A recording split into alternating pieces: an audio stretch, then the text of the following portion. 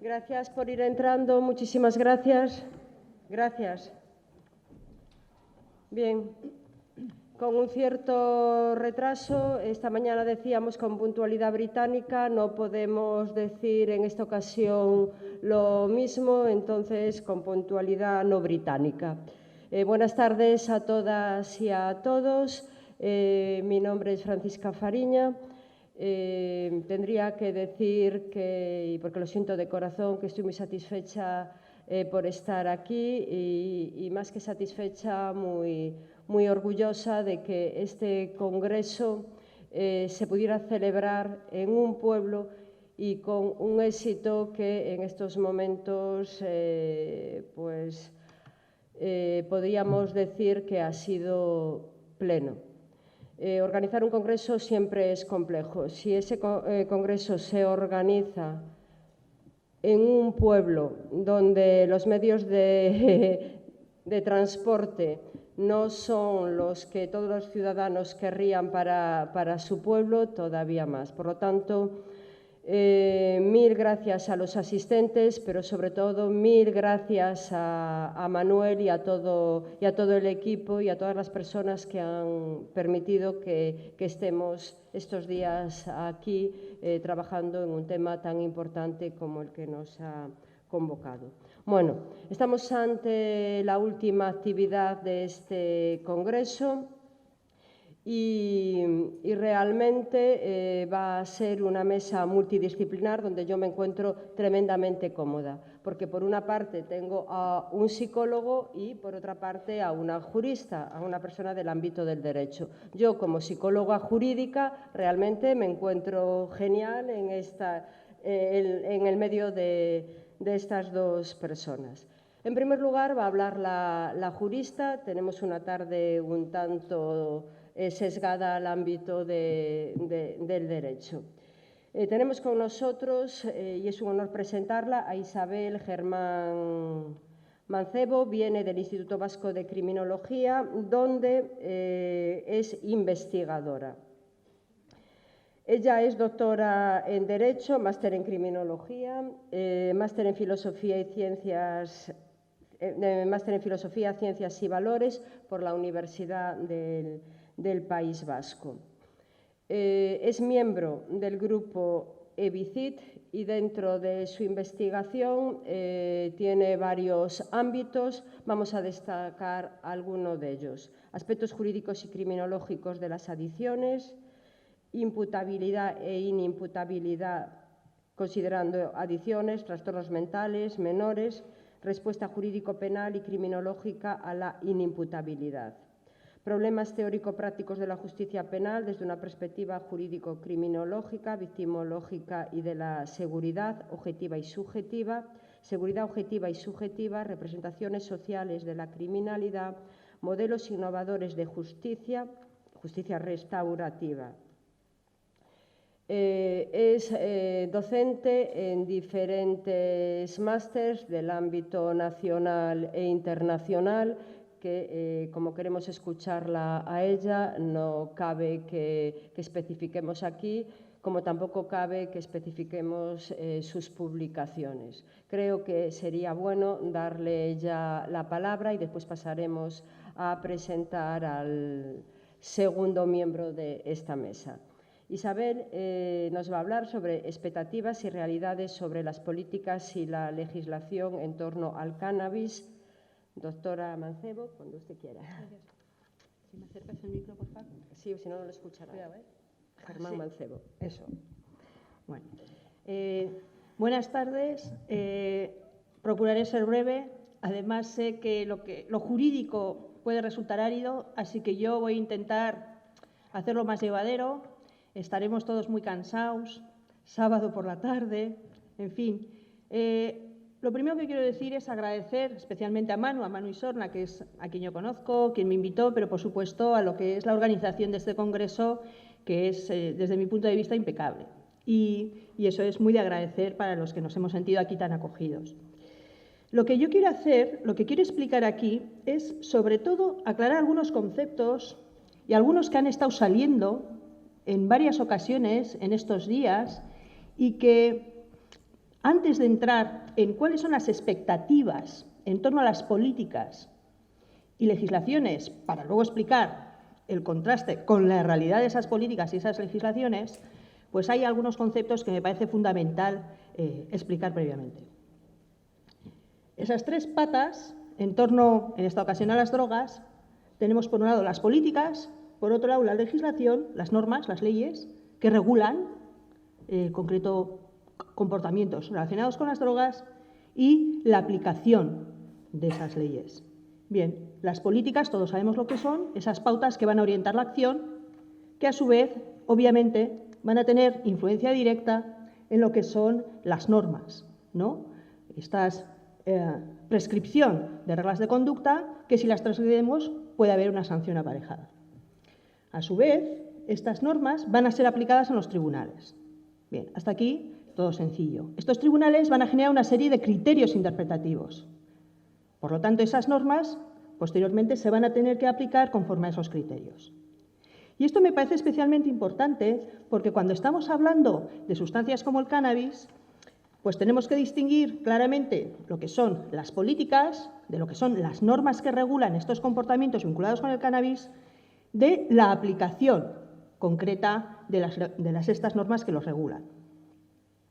Bien, en cuanto a las políticas, actualmente, ya vamos a ver, tenemos el prohibicionismo, todos lo sabemos, todos sabemos lo que significa el prohibicionismo, la interdicción de determinados comportamientos relacionados con las drogas. El fiscal acaba de decirlo muy bien, hay un único comportamiento que no cae bajo el paraguas de la ley, que es el consumo de cannabis en el ámbito privado. Porque lo demás, vamos a ver que hay diferentes normas de distintos ámbitos que van a estar incidiendo directamente en los comportamientos relacionados con el cannabis.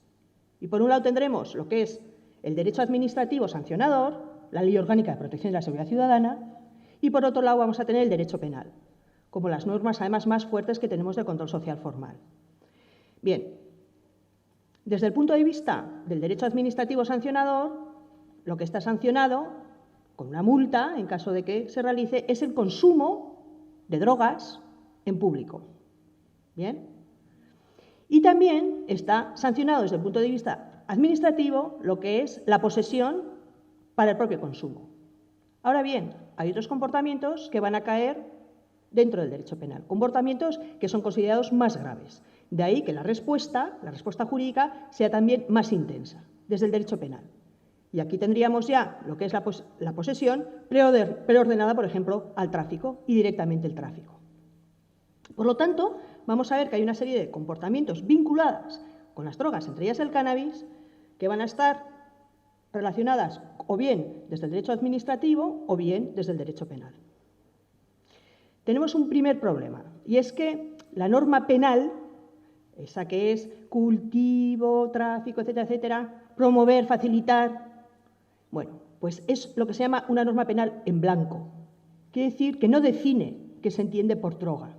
Por lo tanto, el derecho penal nos dice, para definir droga, lo que tenemos que hacer es acudir a los tratados internacionales, a las famosas listas. ¿De acuerdo? Esto es importante para lo que luego quiero contar. Vale, entre ellas está el cannabis. Bien, como he dicho además, tenemos estas normas que serán aplicadas por los tribunales con una serie de criterios interpretativos, ¿de acuerdo?, que van a ser los que determinen, en el caso concreto, el supuesto concreto, cuál va a ser la respuesta. Bien, esto tenemos por un lado. Y por otro lado, tenemos tres elementos que a mí me parecen muy interesantes, que son los usos sociales que se pueden hacer de las drogas, lo que son las percepciones sociales sobre las drogas y sobre sus usos, y las expectativas. Y aquí es donde me interesa incidir por lo que voy a explicar a continuación.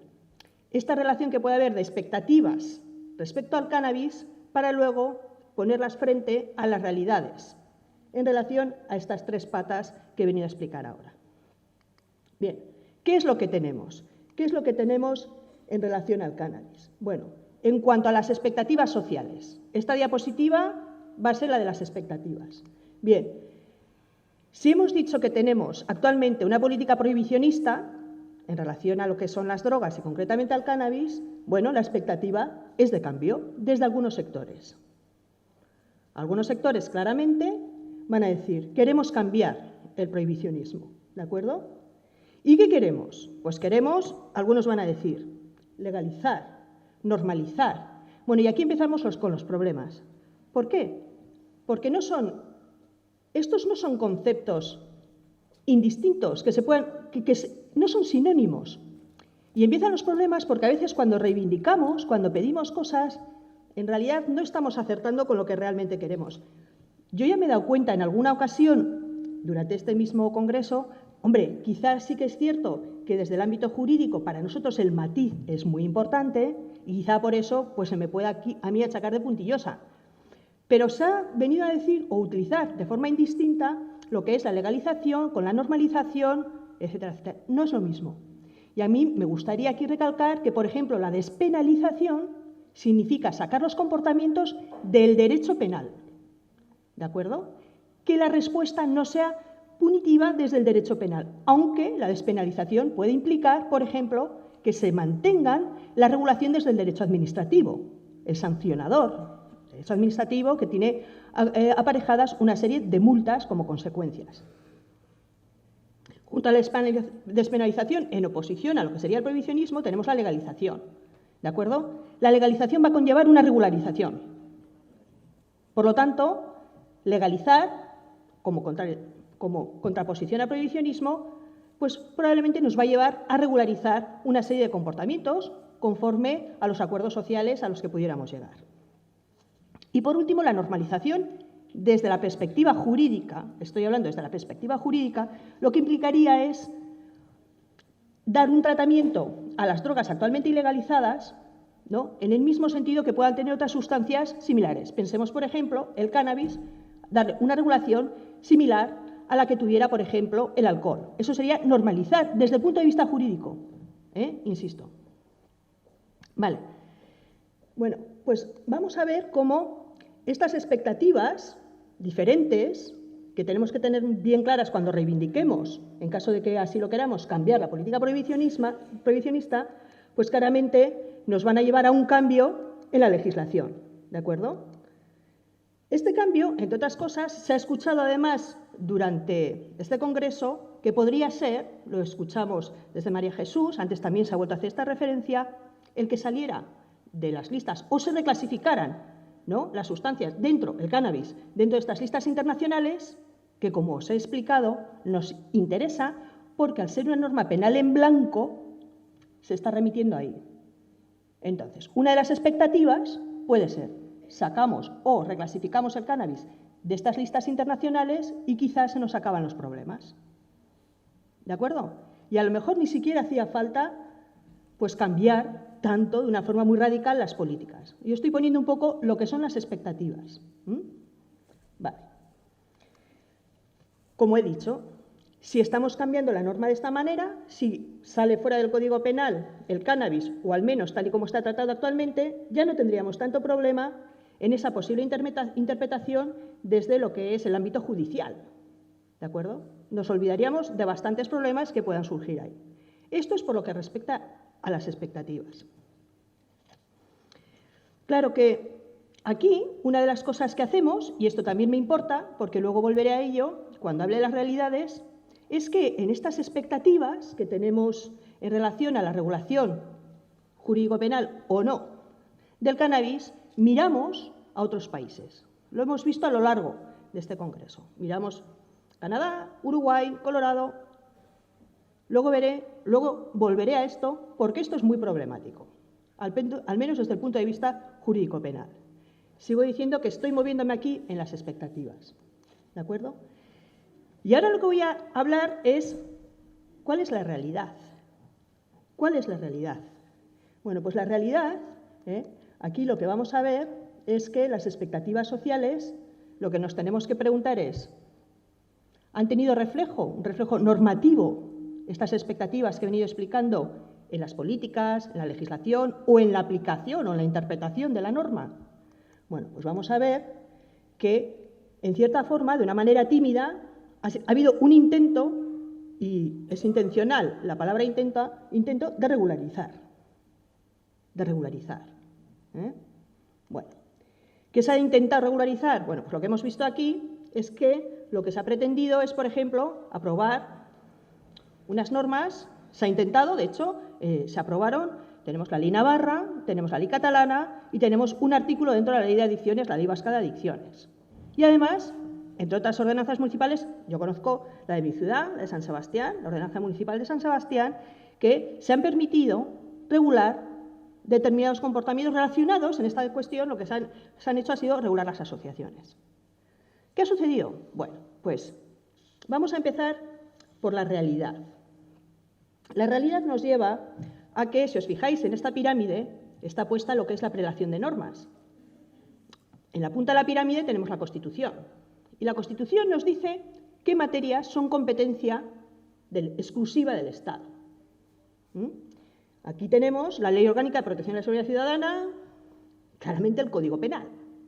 ¿Qué ha sucedido? Lo que ha sucedido es que al regular esos comportamientos desde lo que son los parlamentos autonómicos, se han invadido competencias que son estatales. Esas normas han sido recurridas, ha ido al Tribunal Constitucional y lo que ha hecho el Tribunal Constitucional ha sido anular. Ha anulado la Ley Navarra, ha anulado la Ley Catalana, ha anulado la ordenanza de San Sebastián y ha mantenido el artículo 83 de la Ley de Adicciones, la Ley Vasca de Adicciones, pero por un motivo muy sencillo, es que no entraba a regular las asociaciones. No ha entrado a regular eso. Pero ya ha avisado el Tribunal Constitucional. Una lectura voy a hacer muy informal. Ojo con el desarrollo reglamentario. A ver cómo se hace el desarrollo reglamentario de ese artículo 83. Porque entonces sí que puedo anularlo. Sí que puedo anular ese desarrollo reglamentario. Eso es el mensaje claro que ha lanzado el Tribunal Constitucional. Claro que estas expectativas, como hemos dicho, también pasaban por lo que son las modificaciones de las normas o directamente de la interpretación jurisprudencial, la interpretación que se puede hacer desde los tribunales. Y la realidad nos está diciendo que las políticas sigue siendo el prohibicionismo, ¿vale? No ha habido ningún cambio, seguimos con una política prohibicionista, a pesar de todos los movimientos que haya podido haber. A día de hoy seguimos con una política prohibicionista, ¿de acuerdo? ¿Y qué ha pasado con nuestras normas? Bueno, pues claramente lo que ha pasado es lo siguiente. El Código Penal. El Código Penal, como he dicho, ese artículo 368, que es el que regula estos comportamientos relacionados con las drogas, el tráfico, el cultivo, la producción, promover, favorecer, facilitar el consumo, ¿no? Bueno, pues lo que ha sucedido es que tenemos un Código Penal que, aprobado en 1995, que ha sido reformado casi como 30 veces, ¿de acuerdo? La última en 2015, una reforma potentísima en 2015, también en 2010, también en 2003, y en ningún caso se ha tocado ese artículo. Sigue intacto, a pesar de todos los movimientos, de todas esas expectativas, seguimos con idéntica regulación. En su formulación sí que ha habido un leve cambio en el año 2010 que se facilitó introducir un tipo atenuado para cuando la cantidad no es de notoria importancia. Vemos, por tanto, que la legislación en este sentido no ha cambiado. La policía va a tener que seguir actuando. Mientras no cambie la legislación, la policía tiene que actuar ante infracciones de la Ley Orgánica de Protección de la Seguridad Ciudadana y el Código Penal. Es más, la Ley Orgánica de Protección de la Seguridad Ciudadana no solo no ha cambiado y mantiene esos comportamientos, como es el consumo en público, como infracción grave, además, el consumo en público, la tolerancia al consumo en lugares públicos, sino que ha añadido nuevas restricciones, como es el trasladar a personas para adquirir la droga, las cundas famosas.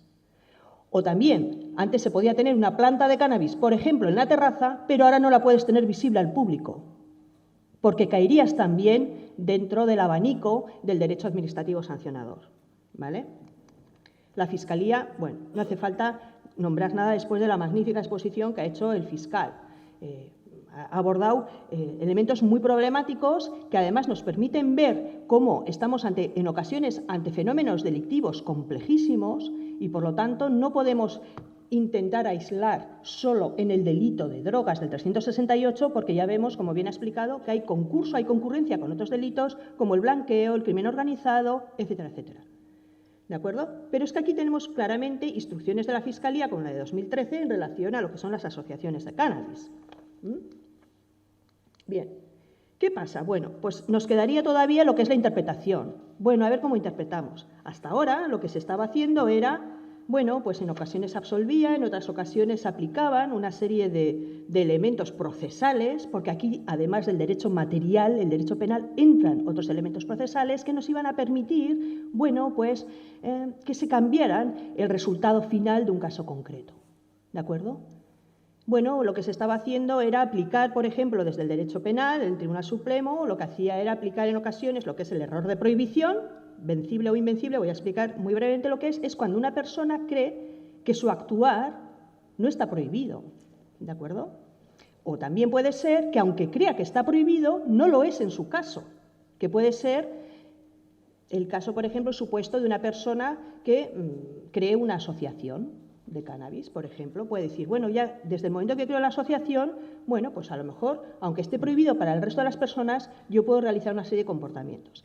El Tribunal Supremo ahí lo que estaba aplicando es una fórmula que se llama error de prohibición. Ese error de prohibición puede ser vencible o invencible. Si estamos ante un error de prohibición invencible, significa que no había ninguna manera de que esta persona supiera que estaba actuando ilícitamente. Por lo tanto, eso lo que iba a hacer es que no iba a haber una consecuencia penal.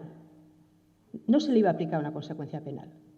Pero ¿qué sucede cuando el error es vencible? Es decir, cuando no ha tomado las suficientes precauciones para conocer si realmente su conducta estaba o no prohibida. Bueno, pues en este caso se aplica el error vencible, pero ahí ya tenemos una condena, eso sí, atenuada, pero había una condena. Si hasta ahora el Tribunal Supremo estaba aplicando en muchas ocasiones el error invencible, lo que ya sabemos a partir de 2015, en la que hay una sentencia muy famosa, que ya no se va a poder aplicar, o es raro que se pueda aplicar, ese desconocimiento de la ley. Porque, sobre todo, estoy pensando en lo que son asociaciones, bueno, pues que están con mucha información, muy al día, ya saben que actualmente no está pasando, ha cambiado mucho el panorama, sobre todo político, jurídico. Vamos a ver cómo se están anulando todas estas normas relacionadas con las asociaciones, cómo la ley sigue sin modificarse y cómo ya se está aplicando, se está condenando. Y el Tribunal Supremo marca los criterios interpretativos y las audiencias provinciales tendrán que someterse a esos criterios. Lo mismo que los juzgados de base, los juzgados de lo penal. Por lo tanto, ahora será difícil aplicar el error invencible.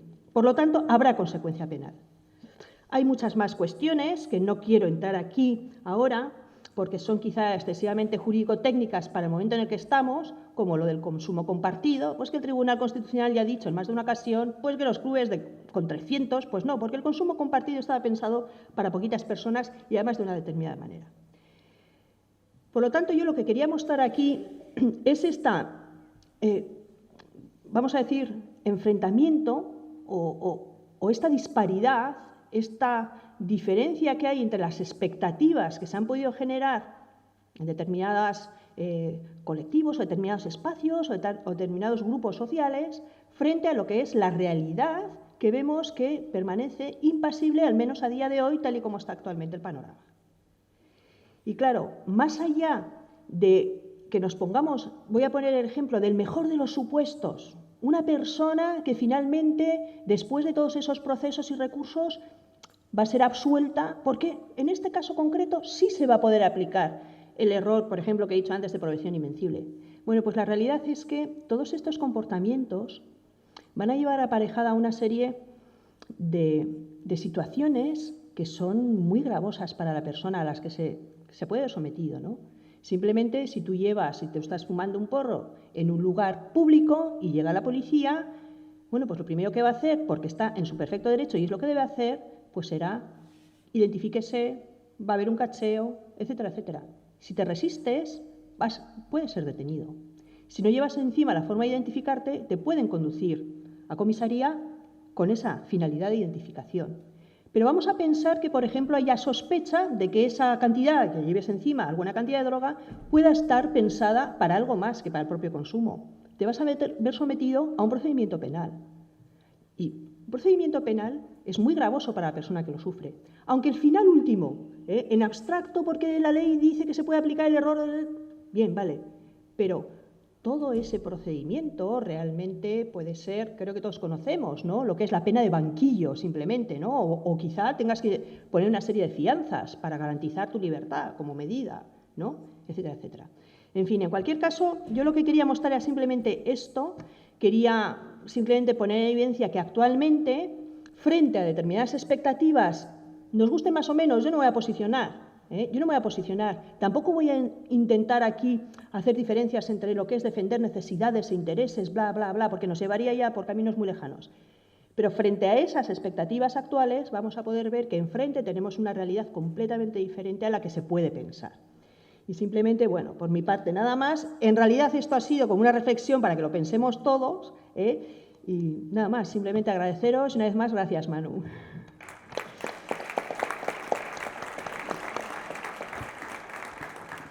Muchísimas gracias, Isabel.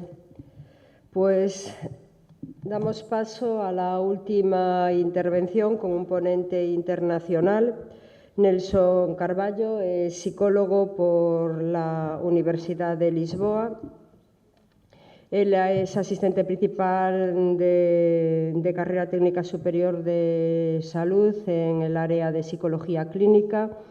Es director de la Unidad Operacional de Intervención dos Comportamentos Aditivos e Dependencias integrados en el Instituto Público de Región Autónoma de Madeira, de donde viene. Y podríamos decir muchas cuestiones sobre su actividad profesional, pero como vamos bastante justitos con el tiempo, si me permiten solo destacar que coordinó un grupo de trabajo sobre las nuevas sustancias psicoactivas que dio lugar a una ley pionera en Portugal que permitió cerrar los centros de ventas de los nuevos sistemas de sustancias, de las nuevas sustancias psicoactivas. Creo que las smart shops. Creo que esto es digno de destacar en el ponente que nos va ahora a hablar sobre una respuesta de apoyo al joven y a su familia, prevención indicada. Cuando quiera. Sí, va a hacer el esfuerzo de hacer su ponencia en español, lo cual agradecemos todos y todas muy mucho. Le pasamos el micrófono. Muchas gracias. Pienso que voy a hablar más en portuñol, pero el diapositivo está en castellano. Peço alguna paciencia para mi idioma. Antes de más, quiero agradecer a Isorna a invitación de estar aquí. Es una buena oportunidad para partilhar con vosotros nuestro trabajo en Madeira, especialmente en prevención indicada, que como sabéis hay ya consumo o contacto con las sustancias psicoactivas. Pero antes vou contextualizar um pouco nossa unidade, que é a unidade pública, que está integrada na Secretaria Regional de Saúde e tem em incumbência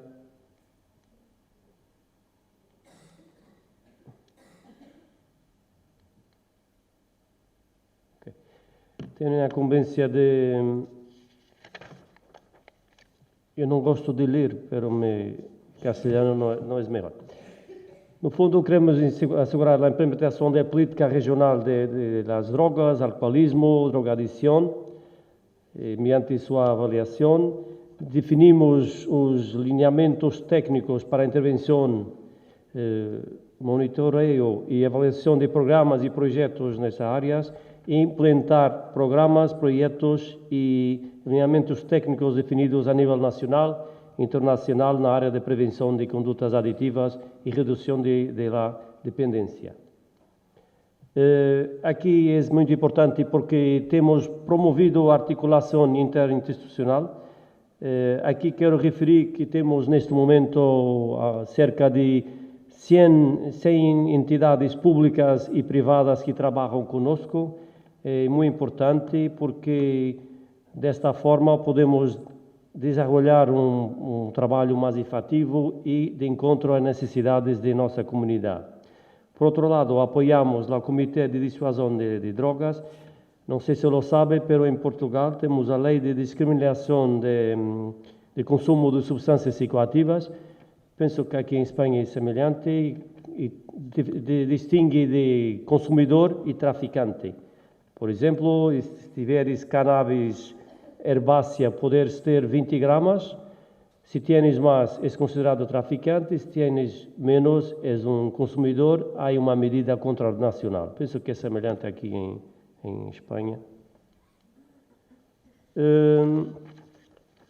Nossa intervenção desenrolamos em 2018 532 atividades para atingirmos 29.348 pessoas, com estes parceiros todos que falei anteriormente.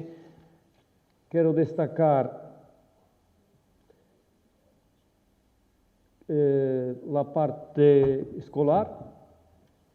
Temos a maior parte de nossa intervenção, pero recreativo noturno também, porque em Madeira, em verano, temos mais de 200 festas, é impressionante. Temos uma equipa todos os fins de semana trabalhando nessas festas, reduzindo os riscos e fazendo prevenção em parceria com a polícia, e utilizamos estudantes de enfermeria para trabalhar com nós outros. Quero destacar também na comunicação social, que temos uma excelente relação. Temos um programa televisivo todos os meses e de rádio também todos os meses, em uma rádio pública regional e 2 rádios locais. E escrevemos num periódico regional 15 em 15 dias. E há uma grande relação e proximidade com os médias. Para nós é muito importante para difundir nosso trabalho e em termos de educação para a nossa comunidade. Só trazer-lhe um estudo de CICAD, que é feito um questionário aos jovens aos 18 anos. Madeira é a região do país com prevalência mais baixa de Portugal. Como vês aqui, não sei como é. Como vês aqui, ao largo da vida, 27,6%, a média nacional 33,4%, nos últimos 12 meses 21,1%, média nacional 26% e nos últimos 30 dias 13,3%. Quero vos dizer que estamos nesse estudo desde 2015 e temos sido sempre a região mais baixa em termos de prevalência de cannabis. Cannabis, tabaco e álcool. Como sabem, cannabis é a substância mais consumida. Desculpa, porque. Aqui. Como sabem, cannabis é a substância ilícita mais consumida pelos jovens. E em Madeira, como em resto do mundo, desde 2015, cannabis é motivo para maior procura de tratamento em unidades de tratamento em Madeira, tal como ultrapassou heroína. E por esta razão, obviamente, temos tentado desenvolver mais prevenção, mais atividades para ir ao encontro das necessidades de nossos jovens e suas famílias. E foi desta maneira que surgiu a Oficina de Associamento e Prevenção, que é uma resposta pública dentro do alcance da prevenção indicada. Desde 2013 temos começado a ter uma maior demanda por parte de maestros e dos padres para abordar situações de consumo de cannabis por parte de jovens e necessitávamos de criar um espaço desta natureza. Os objetivos é brindar atenção diferenciada aos jovens e famílias e população em geral, proporcionar informação sobre a prevenção dos comportamentos aditivos e dependências, informar sobre os recursos terapêuticos existentes na região. Quero lhe dizer que aqui muitos profissionais constatamos que não sabiam que recursos existiam na isla e por esse motivo a oficina foi um bom momento para partilhar e difundir o que há e desta forma melhorar a saúde de nossos jovens. E claro, remeter aos usuários a serviços institucionais e instituições que podem proporcionar outras respostas diferenciadas. O nosso público-alvo, adolescentes e jovens, especialmente com de 12 a 21 anos de idade, pero temos mais velhos, mais idosos. Penso que o mais idoso tinha 61 anos que nos procurou para fazer atendimento. Familiares ou adultos significativos, maestros e outros profissionais. Nossos princípios de intervenção, princípio da centralidade de cidadãos, protocolos de intervenção em diagnósticos e intervenções individuais, processo de articulação com entidades comunitárias associadas e saúde, buenos logros, bem-estar social para jovens e suas famílias. No fundo, nós pomos à disposição da população em geral e em particular dos jovens respostas diferenciadas com respeito a problemas associados com os comportamentos aditivos. Baseia-se em um enfoque holístico e potencia a participação e responsabilidade de uno mesmo e da família, porque muitas vezes os jovens não estão responsáveis por seus atos, por suas condutas, e é fundamental responsabilizá-los, tal e qual seus padres, que muitas vezes acusam outros jovens e têm que perceber que necessitam de estar envolvidos para ajudar seus filhos. Protocolo de intervenção. Recebemos os pedidos, pode ser personal, telefone, correio eletrônico. Depois fazemos o diagnóstico através da entrevista clínica aos padres e técnicos jovens. Avaliamos os riscos, identificando o fator de riscos e proteção e delineamos um plano de intervenção. Com base nos resultados e definição de um plano de intervenção, pode haver apoio psicossocial, desenvolvimento por um grupo multidisciplinar. Nosso equipo temos 16 técnicos multidisciplinares, temos psicólogos, sociólogos, trabalho social, enfermeira, psicopedagogo, maestro de educação física e animador sociocultural. Penso que neste momento somos a maior equipe de Portugal em termos de prevenção. Há acompanhamento psicológico quando é necessário, intervenção cognitiva condutal, psicoeducação, contrato condutal.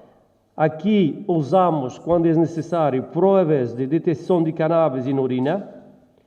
É uma forma de monitorizar o consumo de jovens e disputa e demistificação de crenças e mitos sobre as drogas em geral e cannabis em particular. Por exemplo, outro dia chegou um jovem que me dizia que fumava porros para prevenir câncer. É difícil disputar esta crença, é muito difícil, mas temos que trabalhar e tentar demistificar e orientar. Articular com outras entidades para a integração do adolescente ou jovem, por exemplo, arranjar projetos de vida que constituem a resposta à situação de adolescente e jovem. E remeter, quando é necessário, para tratamento de substâncias psicoativas ilícitas, uso de álcool e tabaco para centros de saúde ou unidade de tratamento de droga-adição. As ferramentas que usamos, detecção temprana e avaliação de riscos, diagnóstico, classificação, monitoreio e intervenção familiar. Costumamos usar Audit, Assist e o IAT, porque desde 2017 começamos a receber jovens com problemas de adições a novas tecnologias. É um problema que vai crescendo em Madeira, tal e qual do resto do mundo, penso eu.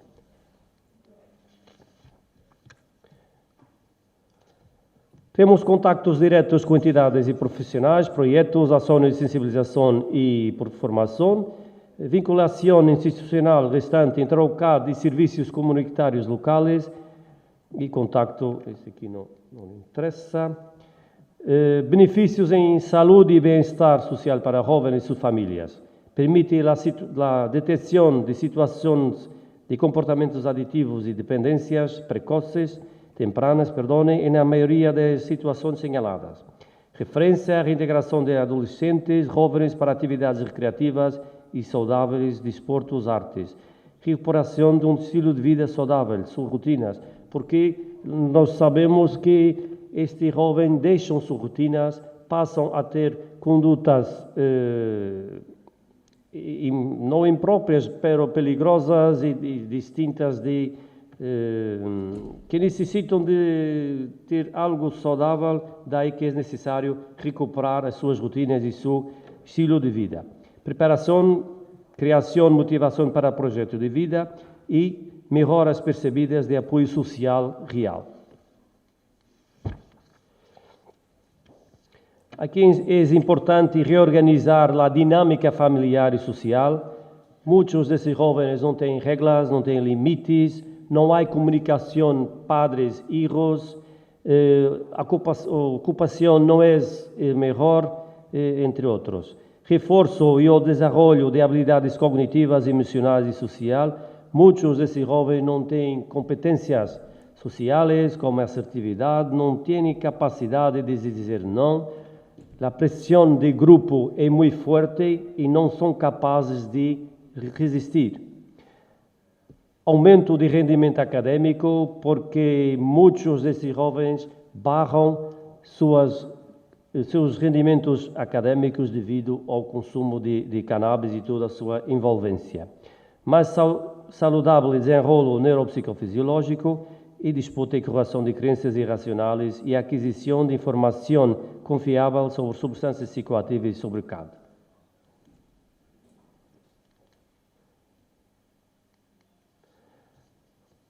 No fundo, desenvolvemos intervenções breves, técnicas de entrevista motivacional e enfoque cognitivo-condutal. Identificamos e ajudamos as pessoas que usam substâncias e podem desenrolar CAD, intervindo para reduzir, inclusive eliminar, os riscos associados com o uso contínuo de drogas. Identificar e remitir as pessoas com CAD a serviços especializados, intervindo temprano, evitando a progressão de consumo. Por exemplo, temos aqui guia para os jovens que distribuímos quando eles vão ao atendimento, que inclui informação sobre malefícios, sobre crenças, sobre orientações para melhorar suas atitudes e comportamentos. Isto já. Na informação sociodemográfica, de grande parte de nossos jovens são varões. Desde 2013 tivemos solamente 8 chicas adolescentes. O resto são chicos. Idades de 14 e 29 anos, 95% é prevalência de cannabis, tivemos mefedrona, cocaína, 1, 2 e juego e gaming também, pero a grande fatia é cannabis. Temos um transtorno de ansiedade ou psicose residual em esses jovens. Muitos deles têm baixo rendimento escolar. E um facto curioso, a maioria destes jovens não gosta de consumir álcool. E dizem que não gostam de seu efeito. É um facto interessante. Em termos de características, óbvio que a prevalência são solteiros, são estudantes, estão na sua maioria de ensino secundário, estudantes, exato. Seus padres e madres têm um número residual de consumos, quer com substâncias psicoativas lícitas ou ilícitas, e com pouca história de enfermidade mental. A fonte de referência são as famílias e os estabelecimentos educativos. Seu perfil familiar. Em 95% dos usuários provêm do município de Funchal, que é a capital de Madeira, 60% divorciados, 40% casados, famílias das classes médias e altas, é um fator muito importante, Por exemplo, outro dia uma madre diz-me que dá todos os dias 15 euros para seu filho usar na escola e perguntou-me se era muito. Eu disse que eu não consumo, não gasto 15 euros por dia, geralmente. Ela olhou para mim muito estupefacta e descobri que havia um grupo de 10 jovens que tinham esta quantidade de dinheiro e consumiam 10, 15 porros por dia, porque tinham muito dinheiro. Estilo de criança rígido, permissivo. Há aqui muitos padres que são rígidos ou então não dão regras, limites. É um problema e é necessário reorganizar a dinâmica familiar. Problemas de comunicação entre padres e hijos. Muitos não colocam horas para regressar a casa na noite ou não vão buscá-los à discoteca ou ao bar. E tentamos sensibilizá-los para a importância de o fazer, porque desta forma controlam melhor seus consumos e seus comportamentos. Casos residuais de antecedentes familiares de enfermidade mental, estados depressivos reativos a situações de consumo. Consumo não saudável e arriscado de tabaco, álcool e cannabis. Em termos de número de consultas, temos vindo a crescer. Começamos em 2013 com 40 e até outubro estamos em 210. Tal como o número de usuários. Começamos com 13 e vamos em 105. Graças pela sua atenção. Muchísimas gracias. Quiero agradecer a ambos ponentes el que me hayan hecho tan sencillo mi trabajo por ajustarse perfectísimamente a los tiempos señalados. Es ahora el turno de preguntas, por favor, aquellas personas que quieran intervenir. No sé quién va a llevar el micrófono. ¿Hay una persona al fondo?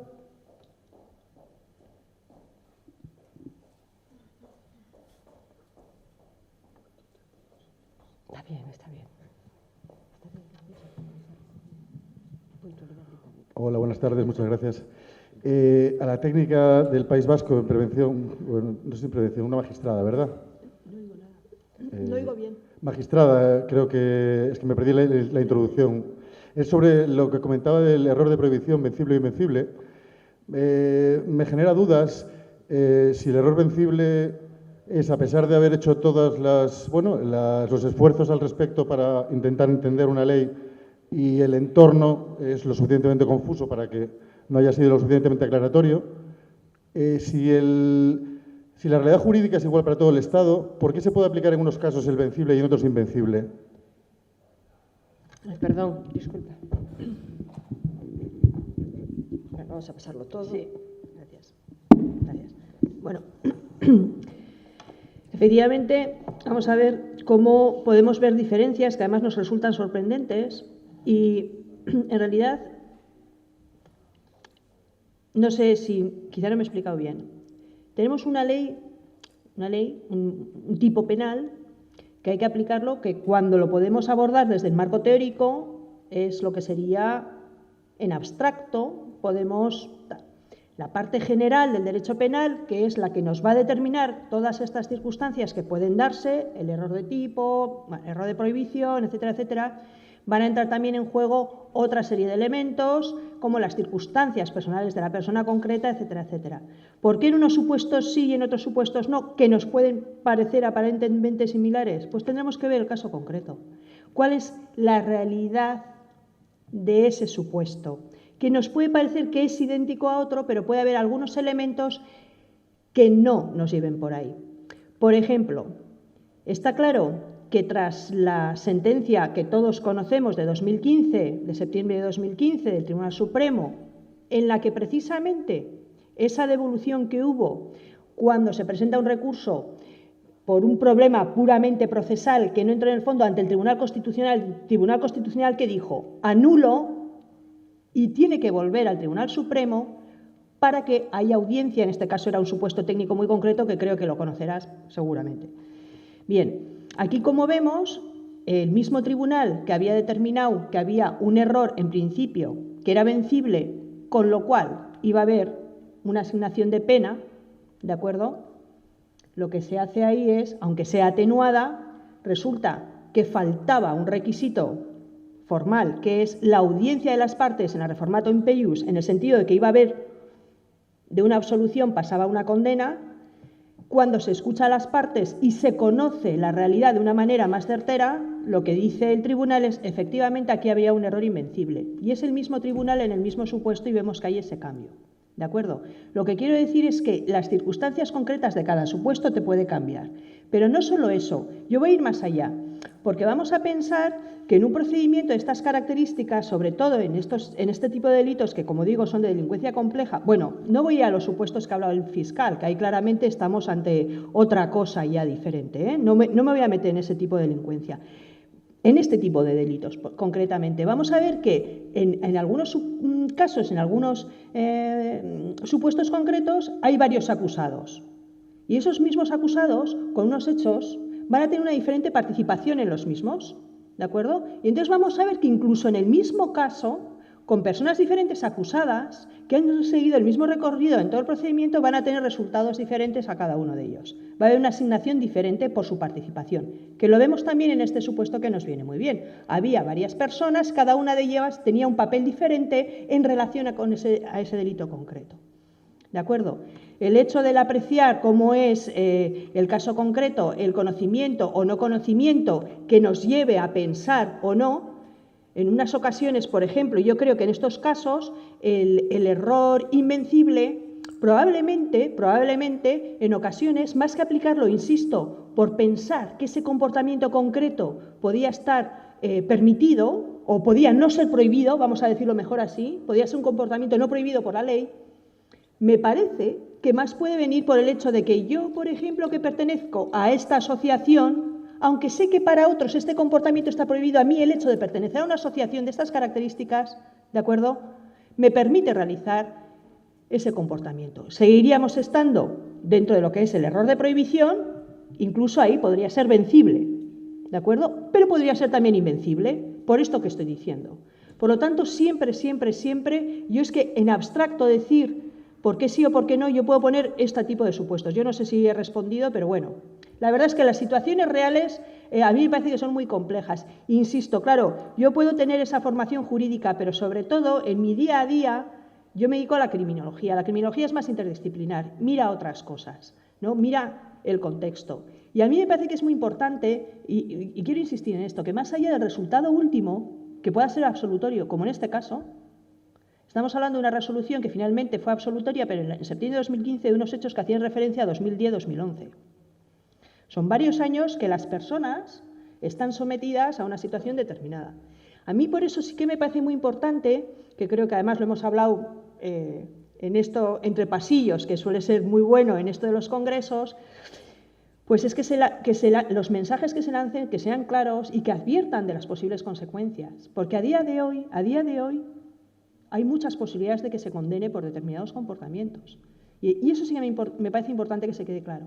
Porque aunque en el mejor de los supuestos, insisto, en el mejor de los supuestos que una persona finalmente pueda ser absuelta, bueno, pues va a ser sometida a ese procedimiento y desde la criminología no podemos decir otra cosa que es muy gravoso para la persona que está ahí. ¿De acuerdo?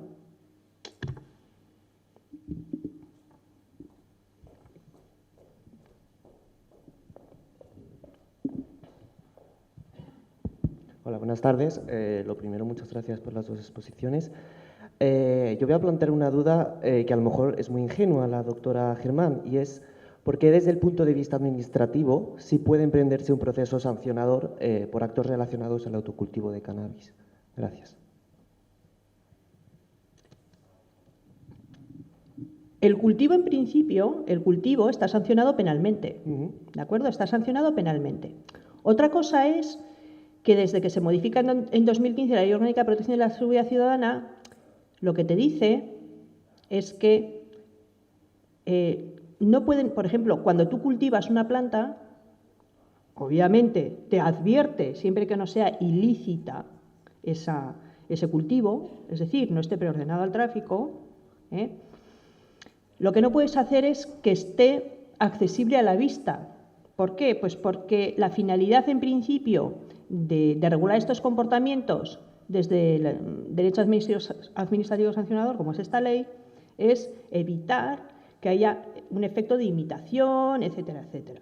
Por lo tanto, otra cosa es que pueda ser cuestionado o no, lo que se dice es, no puedes tener una planta a la vista porque puede incitar a que otras personas. En cualquier caso, el cultivo, cuando está sancionado desde el punto de vista administrativo, estaríamos en estos supuestos, porque el mismo artículo de la Ley Orgánica de Protección de la Seguridad Ciudadana, que creo que lo tengo por aquí, creo que lo tengo por aquí, a ver si lo encuentro, lo que te dice al final es esta coletilla que, insisto, la ejecución de actos de plantación y cultivo ilícitos de drogas tóxicas, estupefacientes o sustancias psicotrópicas en lugares visibles al público, esto es lo que es sancionable desde la Ley Orgánica de la Protección de la Seguridad Ciudadana, cuando no sean constitutivos de infracción penal, porque en ese caso nos vamos al derecho penal automáticamente. Porque el derecho penal lo que te dice es, entre otras cosas, los actos de cultivo. ¿De acuerdo? Que es por lo que venía a decir, además, el fiscal lo ha dicho bien claro. Ahora el actual problema que tenemos es con las plantaciones, que él lo ha vinculado a un fenómeno muy concreto, que es conocido, que es en estas plantaciones en las que se está esclavizando a personas también que tienen que ver con la trata. Por eso digo que no me estoy metiendo ahora en estos comportamientos que ya son complejísimos, sino entiendo que ibas por esta dirección. Lo que te viene a decir la ley administrativa es que no puedes tener una planta. Antes sí se podía tener, si tenías tu plantita y era para ti, bueno, pues no pasaba nada, no pasaba nada en principio. Pero ojo, desde 2015 no puede estar a la vista. Creo que hay alguna imagen en Google en la que a raíz de alguna carrera de algo que se estaba siguiendo por helicóptero, una plantación enorme, ¿no? He hecho asociación de ideas y me he acordado de eso, por ejemplo, ¿no? Pero sí, ahora hay que ser muy cuidadoso por dónde se tienen las plantas. Gracias. Sí, para el señor Nelson, preguntarle si se contempla el ingreso hospitalario para adolescentes en fase de adicción y si ese tratamiento hospitalario es gratuito allí en Lisboa, bueno, en Portugal, Madeira, porque en España, por ejemplo, no lo es de tipo privado y lo único que hay es a través del seguro escolar. Sí es cierto que hay 2 centros de referencia en España, pero en el resto es curioso que lo máximo que se hace es una atención sanitaria puntual, pero no hay después un seguimiento continuado que permita la desintoxicación y deshabituación del individuo, ¿no? del menor. Gracias.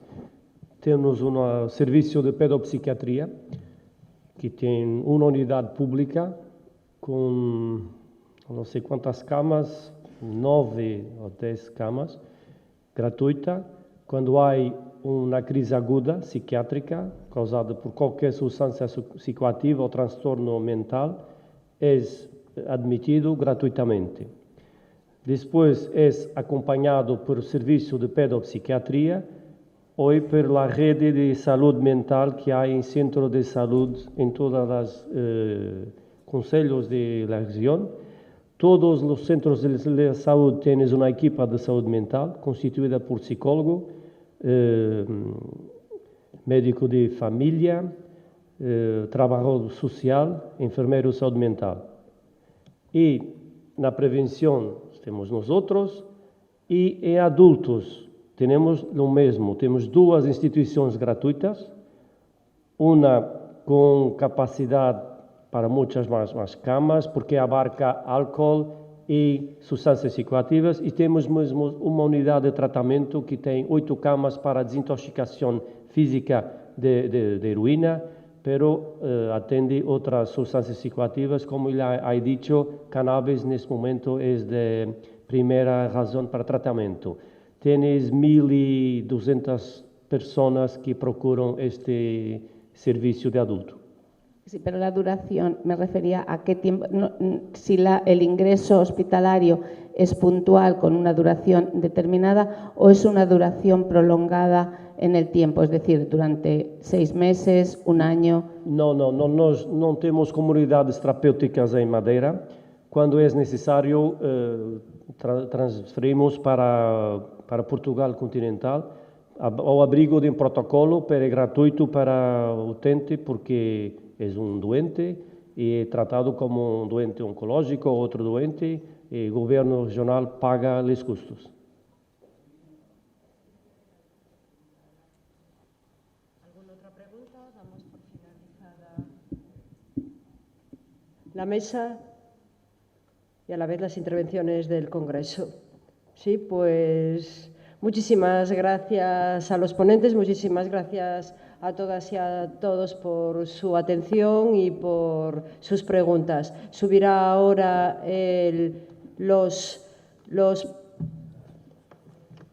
subirán ahora a clausurar el Congreso. Muchas gracias.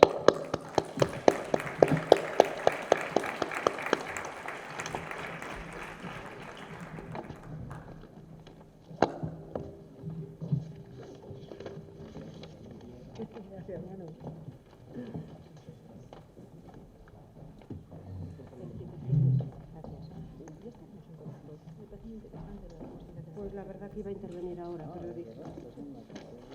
Sí, es que hemos estado charlando y no sabía que ya estaba en ese tema, así que muy bien.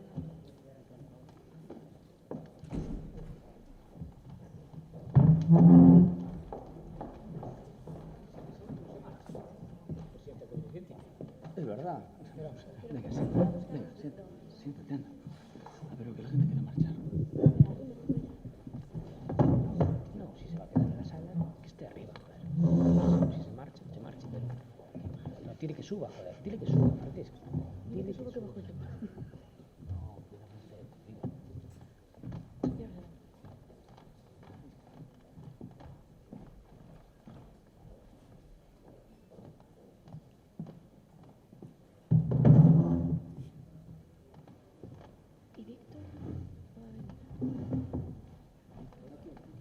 No, sí, joder, ¿dónde está Víctor? Víctor tiene que llevar a una chica. Dale tú, yo no hablo. ¿Cómo vas a ver?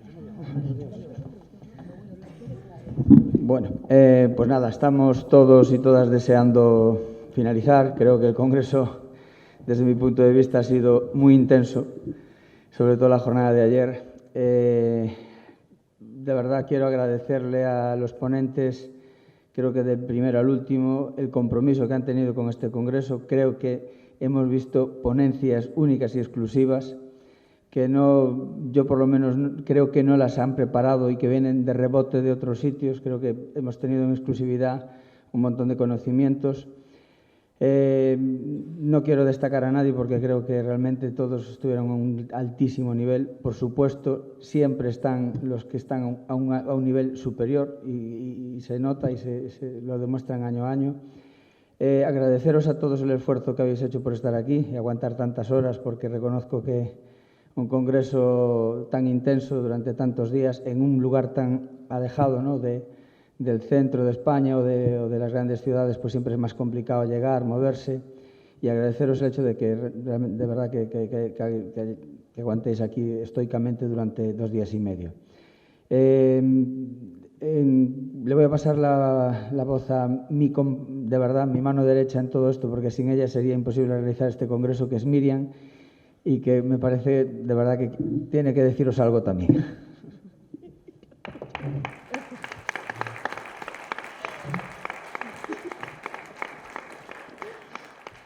Bueno, a mí estas cosas se me dan muy mal. Yo prefiero estar por ahí abajo siempre. Nada, yo solo quiero deciros que muchísimas gracias por estar aquí, por habernos acompañado, porque sin vuestra presencia esto no sería posible. Y nada, deciros que esperamos de verdad que hubieseis estado a gusto, porque así lo organizamos para que estuvieseis a gusto. Aparte de aprender mucho, es importante estar a gusto, y que lo de que se me olvide poner café después de comer no va a volver a suceder.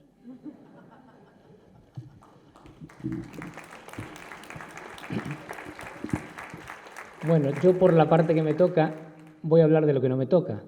Debería hablar de la parte científica y bueno, yo creo que queda fuera de toda duda la calidad científica no solamente de las comunicaciones, de los postres, sino de los conferenciantes de altísimo nivel internacional que tenemos aquí.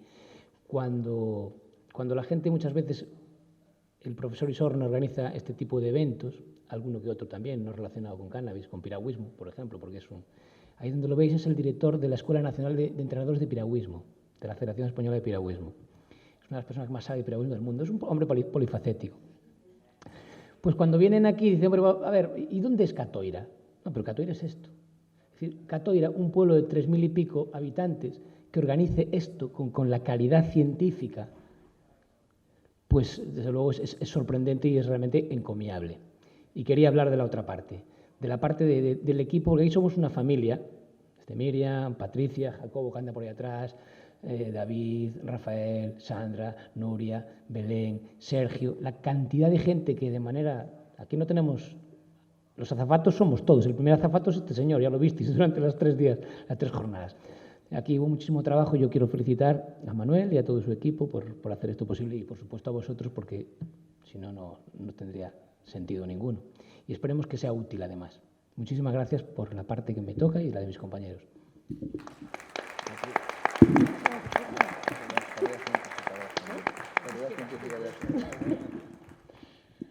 Yo subí prometiéndome que no tenía que hablar.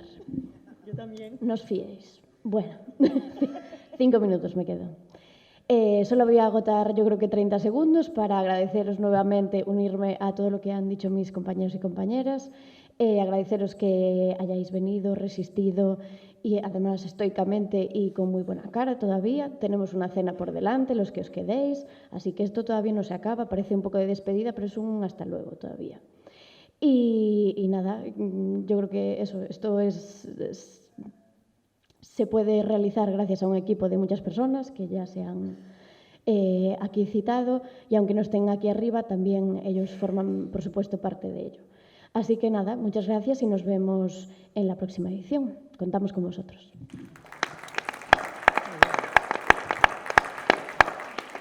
Bueno, pues nada, deciros que la cena, los que os quedéis para la cena es a las 9.